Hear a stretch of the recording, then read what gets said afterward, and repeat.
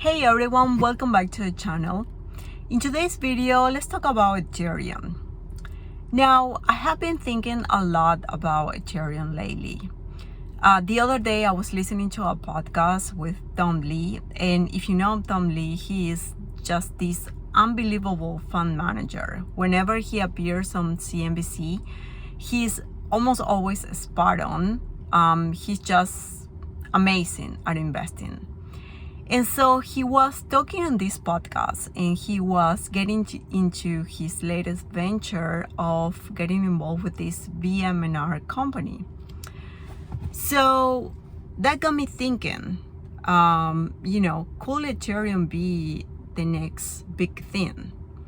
Because the way they are talking, the way Wall Street is talking about Ethereum right now is they are basically, through the use of stable coins, planning to bring the entire Wall Street industry into the blockchains, which is mind-boggling because, of course, all of that is gonna bring incredible adoption and utilization of Ethereum. So he was obviously very bullish about Ethereum overall. Now, in full disclosure, I own a little bit of Ethereum. I always have been a big Bitcoin investor, not too much Ethereum. But yeah, I'm looking more and more into it, doing more research and see how big can this get. Now, let's talk about some ways of how you can get exposure to Ethereum if you decide to do so. Because there are more than one way now lately. So, but let's talk about the basic way. Well, the easiest and basic way to get exposure to Ethereum right now is obviously to buy the coin directly. For this, you can go into an exchange like Coinbase and Binance, and you can, buy the coin directly. You can also go to decentralized exchanges such as, Uniswap is one of them. And you also have others such as Juniper. You have many, I believe. But the pros of doing this, the pros of having ownership of the coin itself is, of course, you have full control. You are 100% owner of the coin. And that you can sell it, buy it, sell it, trade it 24/7. You don't have to wait for market hours, quote unquote, to trade the coin.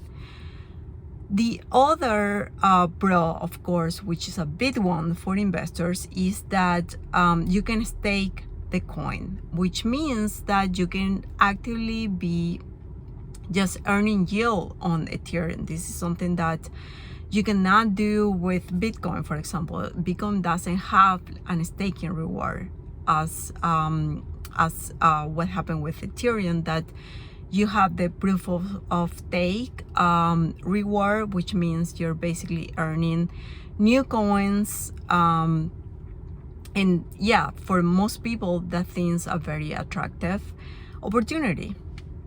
Now, the cons of owning the coin itself is, of course, that you have full responsibility of your coins, meaning that where you are keeping your coins in a hot wallet or a cold wallet, if you lose access to your wallet, you lose access to the coin itself. So you can lose your investments 100% in this way. And obviously, we hear many stories of people going through this, and there's nothing that you can do. Once you lose access to your coins, that's it.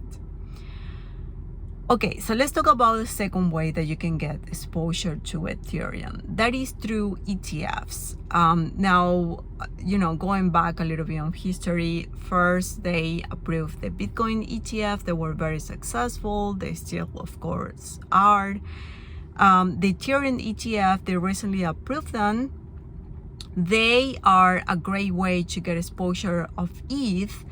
If, for example, you want to do that and you have like a retirement account where you can't necessarily have the coin there, but you're just a long-term investor and you are thinking on getting some diversity in your retirement account, or either just any brokerage account, really, you can invest in these ETH ETFs. Now, the downside of the ETFs is, well, there are two downsides. Basically, they have very high fees compared to traditional ETFs. Traditional ETFs, you normally have fees of, 0.2, 0.3, percentage points. With some of these ETH ETFs, you can pay up to 2.5%, I believe is Grayscale charging people, which is a lot. Over time, this eats into your investment significantly, but I guess if you are exposed to the volatility in the price appreciation of Ethereum, then you don't mind about these high fees so much.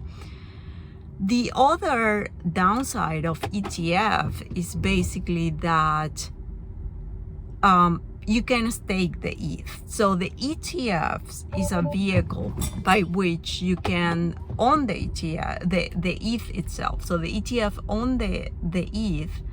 They cannot stake that. They're looking into that, but you certainly cannot stake the ETH either. So you are missing on that opportunity. You have perfect tracking of the ETH price, but without the perks of, the staking rewards. So that can also be a huge, downside for some of you that I know that if you own some ETH, you probably are looking into get some yielding. But anyway, if it takes away the fact that you have to hold the coins yourself and you have to, have responsibility of your own coins. So next, let's talk about the third way of getting exposure to ETH, and that will be through some of these companies that are following a very, very interesting strategy, such as Bitmine Immersion Technologies, I believe is the name of this company that Tom Lee is involved with. And well, what these companies are doing is the same thing that MicroStrategy or Strategy now is doing, which is basically they're just building their ETH treasury. They are raising funds, buying more Ethereum, and that in terms increase the share price. And so that attracts more investors. They have more success with this, and they buy more ETH, and so on and so forth. Now, obviously, this gives you a leverage exposure of ETH, which perhaps some of you you like this and you're going for it.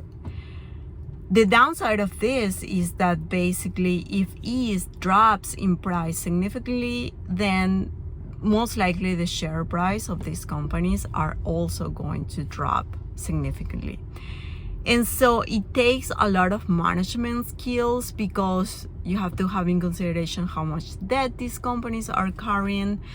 What do they do in the situations where their ETH accumulation have to go down because they have to sell. They have pressure from other investors. You have to really, be aware of that. It has big risks, and it's all going to rely in just how well they manage this investment. Now, with this company, BMNR, having Tom Lee there probably is a good sign. We'll see how it goes. Obviously, there are other companies, like I heard the other day, what is this company called? Exila, a biotech company that just overnight transformed itself into being a Bitcoin, sorry, not a Bitcoin, but an ETH treasury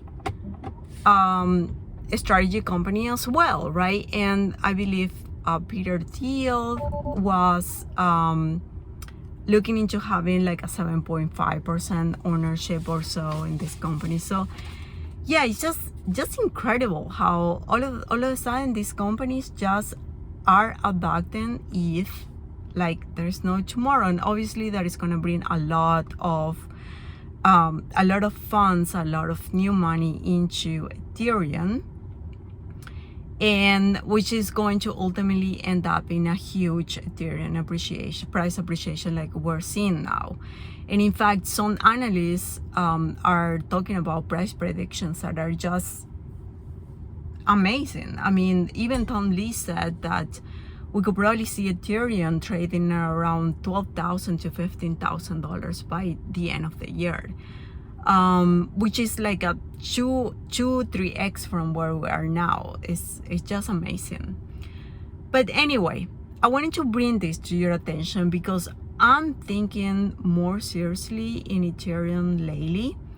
Like I said, I always like Bitcoin. I have been a faithful Bitcoin investor, since I started my journey with crypto. And now I'm seeing this just explosion of Ethereum all of a sudden. It's incredible. And so I'm looking into just understanding how big can all of this get, because if we have an amazing adoption of stable coins, just like they are saying, of course, all of that runs on Ethereum. So what could this mean for Ethereum? I don't know. Let me know in the comments below if you're also thinking about Ethereum more heavily now, more seriously now, or if you have been with Ethereum from the beginning. Let me know like what your experience has been. I would love to learn. Anyway, I wanted to just share my thoughts with you. Of course, all of this is not an investment advice. I'm just somebody that is sharing investments ideas, I guess, or just investment thoughts, considerations in the internet. So please don't go and buy Ethereum just because I'm talking about it. Like, do your own research. Please do not lose your money, and never invest more than you can afford to lose, of course. Diversify, etc., etc. Be a smart investor.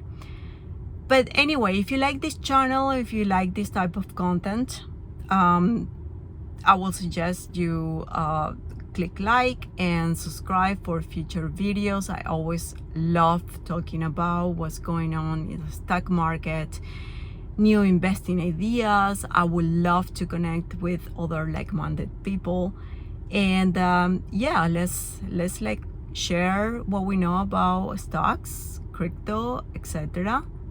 So we can all be better investors together. All right, thank you so much for watching. I will see you in the next one. Bye, guys.